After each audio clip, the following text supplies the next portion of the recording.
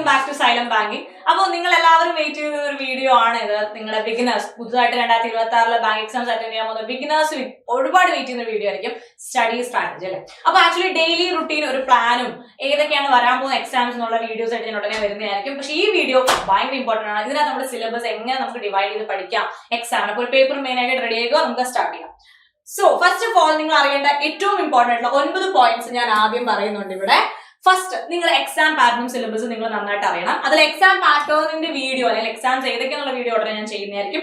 Syllabus ഞാനിപ്പോൾ നിങ്ങൾക്ക് cut short ചെയ്ത് ഇവിടെ പറഞ്ഞു തരുന്നുണ്ട്. ഓരോ ടോപ്പിക്കിന്റെയും അത് നിങ്ങൾ പ്രോപ്പർ ആയിട്ട് ഇപ്പോഴേ പഠിക്കാൻ വേണ്ടിയിട്ടാണ്. സോ ഇപ്പോഴേ അത് പഠിച്ചു തുടങ്ങുക.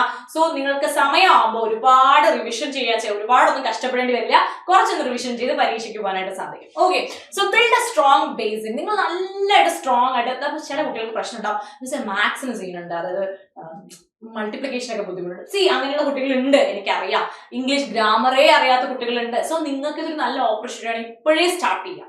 ഇപ്പോഴേ നിങ്ങളുടെ ഫ്രണ്ടിൽ സമയമുണ്ട്. ഇപ്പോഴേ നിങ്ങൾ തുടങ്ങുക. ഇപ്പോഴേ നിങ്ങളുടെ ഇംഗ്ലീഷ്, കോണ്ട്, റീസണിങ് ഒക്കെ നിങ്ങൾക്ക് കുറച്ചായിട്ട് പഠിച്ച് നിങ്ങളുടെ ലക്ഷ്യസ്ഥാനത്തേക്ക് നിങ്ങൾക്ക് വളരെ വേഗം എത്തിച്ചേരാം. നമ്മളൊരു കാര്യം തുടങ്ങി വെച്ചാൽ അത് വിജയത്തിൽ തന്നെ കൊണ്ടെത്തിക്കണം, അല്ലെ?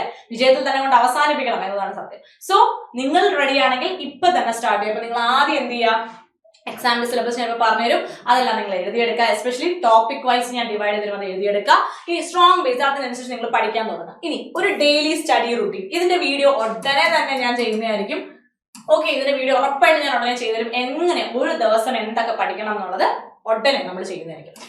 ഇനി പ്രാക്ടീസ് ചാപ്റ്റർ എന്ത് ചെയ്യണം? ഓരോ ചാപ്റ്റർ തീരുമ്പോഴും അതിന്റെ പ്രാക്ടീസ് ചെയ്യണം. ടോപ്പിക് സെക്ഷണൽസ് എടുക്കണം. മാത്രമല്ല സ്റ്റാർട്ട് മോക്ക് ടെസ്റ്റ് ഏർലി. നിങ്ങളൊരു പരീക്ഷ എഴുതാൻ പോകുമ്പോൾ ആ പരീക്ഷയുടെ ക്വസ്റ്റ്യൻസ് എങ്ങനെയാണ്, സമയം എങ്ങനെയാണ്, പ്രത്യേകിച്ച് കമ്പ്യൂട്ടർ ബേസ്ഡ് ടെസ്റ്റ് ആണ് ബാങ്ക് എക്സാം. അപ്പൊ എങ്ങനെയായിരിക്കും ആ ഒരു മോക്ക് എടുക്കേണ്ടത്, ഏതൊക്കെ ടൈപ്പ് ഓഫ് ക്വസ്റ്റ്യൻസ് വരും, പരീക്ഷ എങ്ങനെയായിരിക്കും എന്നൊക്കെ അറിയാം. പക്ഷെ നിലവാരമൊക്കെ ഒന്ന് അറിയാനായിട്ട് നിങ്ങൾ എന്ത് ചെയ്യുക? ഒരു മോക്ക് എടുത്ത് ചെയ്ത് നോക്കുക ആദ്യമേ. ഇപ്പൊ ഞാനൊരു ആസ്പിറന്റ് ആണെങ്കിൽ ഞാൻ ആദ്യം ഒന്ന് സിലബസും എക്സാം പാറ്റേൺസും വരാൻ പോകുന്ന എക്സാംസിന്റെ പേരുകളൊക്കെ എഴുതി വെച്ചതിന് ശേഷം ആദ്യം ഒരു മോക്ക് ടെസ്റ്റ് എടുത്ത് നോക്കും. ഓക്കെ, എനിക്ക് ഏതൊക്കെ കുറച്ചുകൂടെ പറ്റുന്നു, ഏതൊക്കെ പറ്റുന്നില്ല, ഞാൻ എന്തൊക്കെ ശ്രദ്ധിക്കണം. ഓക്കെ, ഇതാണ് അപ്പൊ എക്സാം എന്നൊരു ഐഡിയ എനിക്ക് കിട്ടാൻ വേണ്ടി ഞാനത് ചെയ്യും. നിങ്ങൾ ഉറപ്പായിട്ട് ചെയ്ത് നോക്കാം. Focus on speed and accuracy. നമുക്ക് സമയമാണ് ഭയങ്കര ഇമ്പോർട്ടന്റ്, ഭയങ്കര ക്രൂഷ്യൽ ഇവിടെ. അവിടെ സ്പീഡും ആക്യുറസി, അത് സ്പീഡ് ചെയ്യണം, ഒപ്പം ചെയ്യുന്ന ആൻസർ കറക്റ്റും ആവണം. അതിനാണ് നമ്മൾ കൂടുതൽ ഇമ്പോർട്ടൻസ് കൊടുക്കാനുള്ളത്. ഇപ്പൊ പഠിക്കുന്നതിനൊപ്പം തന്നെ ഇടയ്ക്കിടയ്ക്ക് സെക്ഷണൽസ് ആണെങ്കിലും അല്ലെങ്കിൽ ഫുൾ ലെങ്ത് മോക്ക് ടെസ്റ്റുകളാണെങ്കിലും നിങ്ങൾ എടുക്കുന്നത് വളരെ നല്ലതായിരിക്കും. അത് നിങ്ങൾ ഒരുപാട് ഹെൽപ്പ് ചെയ്യും. ഇനി കറണ്ട് അഫയേഴ്സ്. എല്ലാവരും പറയും 6 മാസത്തെ കറണ്ട് അഫയേഴ്സ് ആണ് ബാങ്ക് എക്സാമിന് വേണ്ടത്. പക്ഷെ ഞാൻ നിങ്ങളോട് പറയട്ടെ, കറണ്ട് അഫയേഴ്സ് എന്ന് പറയുന്നത് കോമ്പറ്റേറ്റീവ് എക്സാമിന് വേണ്ടി അല്ലെങ്കിൽ പോലും ആസ് എ എഡ്യൂക്കേറ്റഡ് പേഴ്സൺ നമ്മൾ അറിഞ്ഞിരിക്കേണ്ട ഒരു കാര്യമാണ് നമ്മുടെ സമൂഹത്തിൽ എന്ത് നടക്കുന്നു എന്നുള്ളത്. അപ്പൊ നിങ്ങൾ ചെയ്യേണ്ടത് എല്ലാ ദിവസവും ന്യൂസ് പേപ്പർ വായിക്കുക. അത് ഇപ്പോഴേ അങ്ങ് സ്റ്റാർട്ട് ചെയ്യുക. അത് നിങ്ങളുടെ റീഡിംഗ് സ്പീഡ് കൂട്ടും, നിങ്ങളുടെ വൊക്കാബുലറി എൻറിച്ച് ചെയ്യും. ഒപ്പം നിങ്ങൾക്ക് കറണ്ട് അഫയേഴ്സ് ബിൽഡ് ചെയ്യാനും പറ്റും. നിങ്ങൾ മലയാളം ന്യൂസ് പേപ്പർ വായിക്കുന്നതാണെങ്കിൽ ഓക്കെ, പറ്റുമെങ്കിൽ ഇംഗ്ലീഷിലേക്ക് കൺവേർട്ട് ചെയ്യുക. സോ ഇംഗ്ലീഷ് ലാംഗ്വേജ് കൂടെ നിങ്ങൾക്ക് അവിടെ ബെറ്റർ ആക്കാനായിട്ട് സാധിക്കും. RC വായിക്കുമ്പോൾ സ്പീഡ് കൂടാനും അത് വായിക്കുമ്പോൾ തന്നെ മനസ്സിലാക്കാനും നിങ്ങൾ ഉറപ്പായിട്ട് ഹെൽപ്പ് ചെയ്യും. ഇനി റിവിഷൻ ഇസ് കീ. നിങ്ങൾ എന്ത് പഠിച്ചാലും അത് റിവിഷൻ ചെയ്യണം. സൺഡേ സാറ്റർഡേസ് ബേസിക്കലി റിവിഷന് വേണ്ടി തന്നെ മാറ്റി വെച്ച് റിവിഷൻ ചെയ്യാം. തെറ്റിപ്പോകുന്ന അല്ലെങ്കിൽ മനസ്സിലാവാത്ത ഒരു ഏരിയ ഉണ്ടെങ്കിൽ ഒന്നും കൂടി എടുത്തു വെച്ചൊന്ന് പഠിക്കുക. ഓരോ ടോപ്പിക്കിനും ഓരോ ടെസ്റ്റ് എടുക്കാനും പ്രത്യേകം ശ്രദ്ധിക്കുക. ഇനി സ്റ്റേ കൺസിസ്റ്റന്റ് ഇല്ല എക്സാം. ഇടയ്ക്കിടയ്ക്ക് വിട്ടിട്ട് പോകാൻ തോന്നും, മടി തോന്നും, ഇത് കെട്ടില്ലാന്ന് തോന്നും, പല തോന്നലുകളും വരും. പക്ഷെ തോന്നലുകൾക്കൊന്നും നിങ്ങൾ വീണ് കൊടുക്കാതെ അവസാനം വരെ കൺസിസ്റ്റന്റ് ആയിട്ട് പഠിച്ചാൽ വിജയം ഉറപ്പായിട്ട് നിങ്ങളുടെ കൂടെ തന്നെ ഉണ്ടാവും. ഇനി നമുക്ക് സിലബസ് നോക്കാം. ഇംഗ്ലീഷ് എടുക്കുകയാണെങ്കിൽ RC തന്നെ ഞാൻ കുറച്ചധികം ഡിവൈഡ് ചെയ്തിട്ടുണ്ട്. ഈ ഓരോ ടൈപ്പ് ഓഫ് RCയും നിങ്ങൾ പ്രാക്ടീസ് ചെയ്ത് നോക്കുക. നിങ്ങൾ ഭയങ്കര ഹെൽപ്പ് ചെയ്യും. Story based RC, economy, banking, business based RC, science and tech RC, inference RC അല്ലെങ്കിൽ ഇൻഫറൻസ് ബേസ്ഡ് RC, ടോണും തീമും ക്വസ്റ്റ്യൻസ് വരാറുണ്ട് RCയിൽ. അങ്ങനത്തെ ക്വസ്റ്റ്യൻസ് ആണ് ഭയങ്കര പാടും, ചെയ്യാൻ ഇത്തിരി ബുദ്ധിമുട്ട് കുട്ടികൾ ഫേസ് ചെയ്യുന്നത്. പിന്നെ വൊക്കാബുലറി, സിനോണിംസും ആനോണിംസും ചോദിക്കും. കോൺടെക്സ്ച്വൽ മീനിങ് ഉള്ള ക്വസ്റ്റ്യൻസ് വരും. True or false, main idea, title, ഇങ്ങനെയുള്ള ചോദ്യങ്ങളാണ് RCയിൽ ബേസിക്കലി വരിക. ആൻഡ് ഇങ്ങനെയുള്ള ടൈപ്പ് ഓഫ് RCകളാണ് നമ്മളിത് ചെയ്ത് പ്രാക്ടീസ് ചെയ്യേണ്ടത്. അപ്പൊ ഇതാണ് RCകൾ. RC ആണ് ഇപ്പൊ ഏറ്റവും മെയിൻ വില്ലൻ. എല്ലാവർക്കും മെയിൻസ് ആണെങ്കിലും പ്രിലിംസ് ആണെങ്കിലും സമയം തികയാത്തും ചെയ്യാൻ പറ്റാത്തത്. അപ്പൊ ഒരു ബിഗിനർ എന്നുള്ള നിലയിൽ ആദ്യമേ ഇങ്ങനെയുള്ള RCs നിങ്ങൾ വായിക്കുകയും മനസ്സിലാക്കുകയും ചോദ്യങ്ങൾ ചെയ്യുകയും ചെയ്താൽ നിങ്ങൾ ഭയങ്കരമായിട്ട് എന്ത് ചെയ്യും? നല്ലോണം പ്രാക്ടീസ്ഡ് ആയിട്ട് എക്സാമിന്റെ സമയത്ത് പക്ഷെ ബെറ്റർ അല്ല, ബെസ്റ്റ് ആണ്.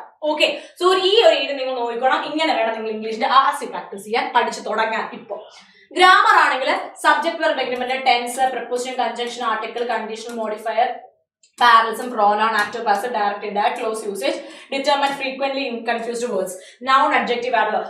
പ്രത്യേകിച്ച് പറഞ്ഞാൽ ഞാൻ ഈ എഴുതിയിരിക്കുന്നതിൽ ഈ 2 ആൾക്കാരെ ഞാൻ ഇപ്പൊ ആഡ് ചെയ്തതാണ്. കാരണം ഇതുവരെ ഇവരുണ്ടായിട്ടില്ല, പക്ഷെ ഇനി ഇവരുണ്ടായിക്കൂടായിക ഇല്ല എന്നില്ല. കാരണം ഇഡിയംസും ഫ്രേസസും ഫ്രേസൽ വെർബുകളും ഒന്നും നമുക്ക് ഭയങ്കരമായിട്ട് ചോദിച്ചിരുന്ന ഒരു ഏരിയ അല്ല. പക്ഷെ ഈ ഇടയായിട്ട് നമുക്ക് അത് ചോദ്യങ്ങൾ വരാറുണ്ട്. സോ ഇപ്പൊ ആക്റ്റീവും പാസീവ് ക്വസ്റ്റൻസും ഡയറക്റ്റ് ക്വസ്റ്റൻസ് ഇല്ല, പക്ഷെ ഗ്രാമറിന്റെ ബേസിൽ ചിലപ്പോൾ അത് കയറി വരാം, മിസ്സലീനിയസ് ആയിട്ട് ഒന്നോ രണ്ടോ കയറി വരാം. അതുകൊണ്ട് അതുകൂടെ ഞാൻ ഇൻക്ലൂഡ് ചെയ്തിട്ടുണ്ട്. And noun, pronoun, verb, adverb, adjective, article, preposition, conjunction, നമുക്ക് എല്ലാം ഈ പറഞ്ഞ എല്ലാ ടോപ്പിക്സും വളരെ വളരെ ഇമ്പോർട്ടൻ്റ്. adverb ഇതൊക്കെ നമുക്ക് പഠിക്കണം, ഇതിന്റെയൊക്കെ റൂൾസ് പഠിക്കണം.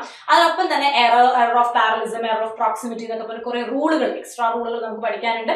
ഇതെല്ലാം പഠിച്ച് കംപ്ലീറ്റ് ചെയ്ത് കഴിയുമ്പോൾ നമ്മുടെ ഗ്രാമർ അങ്ങ് സെറ്റാവും. ഗ്രാമർ സെറ്റായി കഴിഞ്ഞാൽ ടെൻസും കണ്ടീഷൻസും എല്ലാം കഴിഞ്ഞ് നമ്മൾ സെറ്റ് ആയാൽ പിന്നെ നമുക്ക് എറർ ഡിറ്റക്ഷൻ ചെയ്യാൻ ഭയങ്കര എളുപ്പമായിരിക്കും. നമുക്ക് ക്വസ്റ്റ്യൻസ് വായിക്കുമ്പോൾ തന്നെ അതിൽ എറർ കണ്ടുപിടിക്കാൻ എളുപ്പമായിരിക്കും. അതിപ്പോൾ വേർഡ് ഇംപ്രൂവ്മെന്റ് ആണെങ്കിലും സെന്റൻസ് ഇംപ്രൂവ്മെന്റ് ആണെങ്കിലും ഫ്രേസ് റീപ്ലേസ്മെന്റ് ആണെങ്കിലും ഗ്രാമാറ്റിക്കലി ഉള്ള എററുകൾ പെട്ടെന്ന് കണ്ടുപിടിക്കാനായിട്ട് സാധിക്കും. അപ്പൊ ഈ രീതിയിലുള്ള ഗ്രാമർ ടോപ്പിക്സ് പഠിച്ചോണം.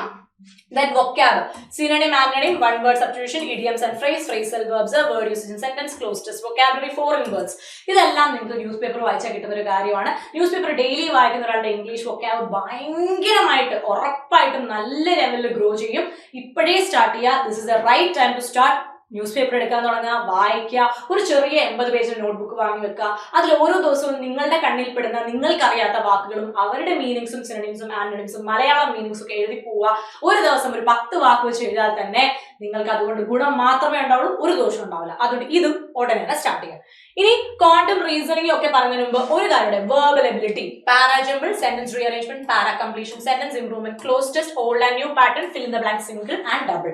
ഇതുവരെ നമുക്ക് ഭയങ്കര ഇമ്പോർട്ടന്റ് ആണ്. ഇംഗ്ലീഷിലെ ബേസിക് ടോപ്പിക്സ് എന്ന് പറയുന്നത് സിമ്പിൾ ആയിട്ട് പറഞ്ഞാൽ word usage, word improvement, word swap, sentence improvement, sentence rearrangement, filler, cloze test, RC, parajumble, error detection, starter, connector, column based exercise, match the column, miscellaneous at the phrasal verb swapping, idioms and phrases, misspelled words, antonyms, synonyms, singular, plurals, ഇങ്ങനത്തെ questions ഒക്കെ മിസ്സലേനിയസിനകത്ത് വരും. Plus അതിന്റെ കൂടെ വൊക്കാബ് based ക്വസ്റ്റ്യൻസും വരും.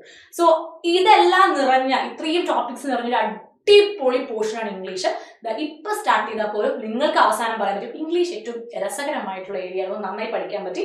ഇനി ആദ്യം നിങ്ങൾ ബേസിക് ഒന്ന് സ്റ്റാർട്ട് ചെയ്യുക, ക്ലാസ്സുകളിൽ ജോയിൻ ചെയ്യുക, ക്ലാസ്സുകൾ കണ്ടു പഠിക്കുക. നിങ്ങൾ പഠിക്കാൻ തുടങ്ങിയ there is no going back. You will definitely crack the exam. Quantitative reasoning ചെറിയൊരു ഡീറ്റെയിലിംഗ് ഞാൻ തരാം. ഡീറ്റെയിൽ ആയിട്ട് സാറും മിസ്സും ഒക്കെ പിന്നെ അഞ്ചു മിസ്സും നിഖിൽ സാറൊക്കെ പിന്നെ ഒന്ന് എടുത്ത് പറഞ്ഞു തരുന്നതായിരിക്കും. ഇപ്പൊ നമുക്ക് നോക്കുമ്പോൾ ക്വാണ്ടിന് ആണെങ്കിൽ നിങ്ങൾക്ക് അറിയാം arithmetic most scoring for prelims and mains ആണ്. Percentage, profit loss, discount, simple interest, compound interest, ratio, proportion, time and work, pipes and cisterns. അപ്പൊ ഇതെല്ലാം നിങ്ങൾക്ക് വേണ്ട ഇമ്പോർട്ടന്റ് ആയിട്ടുള്ള ടോപ്പിക്കുകളാണ്. സോ ചിലതിന്റെ ബേസിക്സ് മാത്രം മതി, ചിലത് നന്നായിട്ട് പഠിക്കണം. അപ്പൊ ഇതൊക്കെ ഇപ്പോഴേ എഴുതി വെച്ച് ഇതൊക്കെ കുറച്ച് വർഷമൊക്കെ ആയിട്ട് നിങ്ങൾ ഇപ്പോഴേ നോട്ടൊക്കെ പ്രിപ്പയർ ചെയ്ത് തുടങ്ങാം. ദെൻ അടുത്തത് number system, LCM, HCF, divisibility rule, reminder theorem, simplification rules, ഇങ്ങനത്തെ കുഞ്ഞു കുഞ്ഞു കാര്യങ്ങൾ ഇപ്പോഴേ നോക്കി വെച്ച് കഴിഞ്ഞാൽ നിങ്ങൾ ബേസ് സെറ്റ് ചെയ്താൽ അതിന്റെ മുകളിൽ ബാക്കി പ്രാക്ടീസ് ചെയ്തെത്തിക്കാൻ ഭയങ്കര എളുപ്പമാണ്. അപ്പൊ ബേസ് ആണ് നിങ്ങൾ ഇപ്പൊ സെറ്റ് ചെയ്യേണ്ടത് ആസ് എ ബിഗിനർ.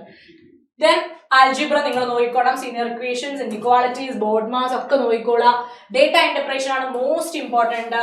ഇതാണ് നമുക്ക് ഏറ്റവും പണി തരുന്ന ആള്.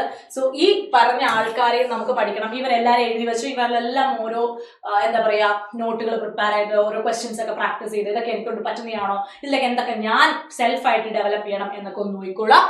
അതുപോലെ തന്നെ speed maths, this is something you should not miss. അതായത് നമ്പർ സീരീസ്, സിംപ്ലിഫിക്കേഷൻ, അപ്രോക്സിമേഷൻ, ഇതെല്ലാം ഇപ്പോഴേ സ്റ്റാർട്ട് ചെയ്യാം. ഓക്കെ, ഇനി ഇതുപോലെ റീസണിങ് എടുക്കുകയാണെങ്കിൽ puzzles and seating arrangement 50 to 60% weightage ഉള്ള സാധനമാണ്.